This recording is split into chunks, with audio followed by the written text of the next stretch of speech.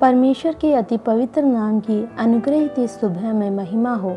इस अच्छी सुबह में प्रभु ने जो वचन हमें दिया है वो गलातियों की पुस्तक के 4 अध्याय के 9वें, 10वें और 11वें वाक्य हैं। पर अब जो तुमने परमेश्वर को पहचान लिया है, वरन परमेश्वर ने तुमको पहचाना, तो उन निर्बल और निकम्मी आदि शिक्षा की बातों को और क्यों फिरते हो, जिनके तुम दोबारा दास होना चाहते हो। तुम दिनों और महीनों और नियत समयों और वर्षों को मानते हो।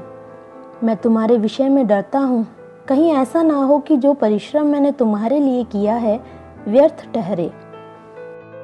अनुग्रहित इस वचन के भाग के आधार पर अंधविश्वासों के दास ना बनो विषय पर एक साथ मनन करने में परमेश्वर हमारी सहायता करे। जो परमेश्वर को नहीं जानते, जब वे लोग अंधविश्वासों के दास बनते हैं, तब सत्य परमेश्वर को जानने वाले सत्य विश्वासी के अधिकारी हो जाते हैं। अंधविश्वास पुराने जमाने में ही नहीं, पर आज के युग में जहाँ हर क्षेत्र में नवीनीकरण हो चुका है, यहाँ भी लोग अंधविश्वासी हैं। और यह एक कटु सत्य है। इस आधुनिक युग में विद्या से संपन्न लोग भी जब ऐसी अंधविश्वासी काम जब वे करते हैं तो हमें आश्चर्य होता है। बीते समयों में चुनावों से संबंधित समाचारों में बहुत ही आश्चर्यचकित कर देने वाला एक समाचार था।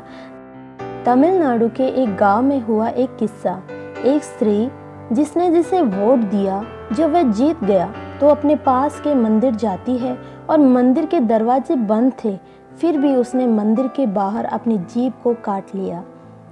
खुशी से, या उसने जिसे वोट दिया यदि वो जीतता है तो मैं ऐसा करूंगी, ये हमें नहीं पता, लेकिन बहुत ही आश्चर्यचकित और सोचने पर मजबूर करने वाली है ये घटना। बहुत से अंधविश्वास हमारे माता पिता और हमारे समूह से, जहां हम जन्मे पले बढ़े, या अनेक परिस्थितियों की वजह से हमारे जीवन का हिस्सा बन जाते हैं। कई बुद्धिमान व्यक्ति ऐसे अंधविश्वासों के सामने बुद्धि रहित भी हो जाते हैं।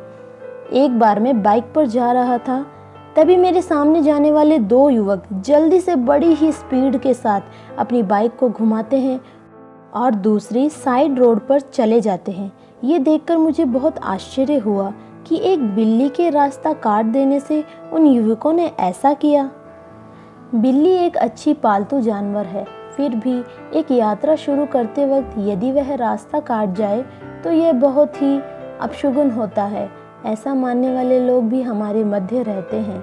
उल्लू परमेश्वर की एक अद्भुत सृष्टि है, फिर भी दूसरे पक्षियों से उल्लू की आवाज़ को अपशगुन मानते हैं। हमारे घरों में पाई जाने वाली एक छोटा सा जीव है छिपकली, और वो छिपकली यदि आवाज़ करे तो हमने जो उस वक्त कहा वो सही है, ऐसी सोच रखने वाले भी हमारे मध्य हैं।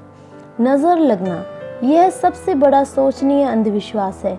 हमारे बच्चों को या फिर फलवंत वृक्ष को यदि कोई बुरी नज़र से देख ले तो वह नष्ट हो जाता है, ऐसा भी लोग सोचते हैं।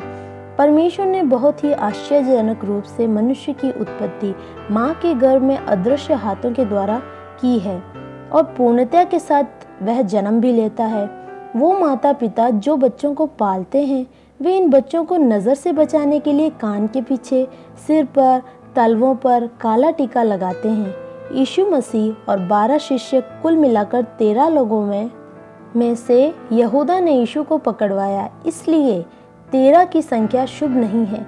ऐसा मानकर कई होटलों में 13 की जगह 12A या फिर 14 लिखने की अवस्था हम देख सकते हैं। एक अच्छी यात्रा के लिए निकलते वक्त यदि वापस घर में घुस जाएं तो ये भी बहुत अशुभ होता है। ऐसा सोचने वाले भी बहुत हैं। मेरे जीवन का अनुभव मैं बताता हूँ। हमेशा यूनिवर्सिटी की एग्ज़ाम देने के लिए निकलने के बाद मैं हमेशा मेरे रूम में वापस जाता था, क्योंकि कभी बुक या फिर कभी हॉल टिकट भूल जाता था तो वो लेने वापस जाना ही पड़ता था। ये सब बताने की वजह यह है कि ऐसा सब करने के बाद भी मैं उन परीक्षाओं में फेल नहीं हुआ। इसलिए अंधविश्वास के अधीन हुए बिना यीशु मसीह में विश्वास के साथ हम चलें और नियंत्रित किए जाएं।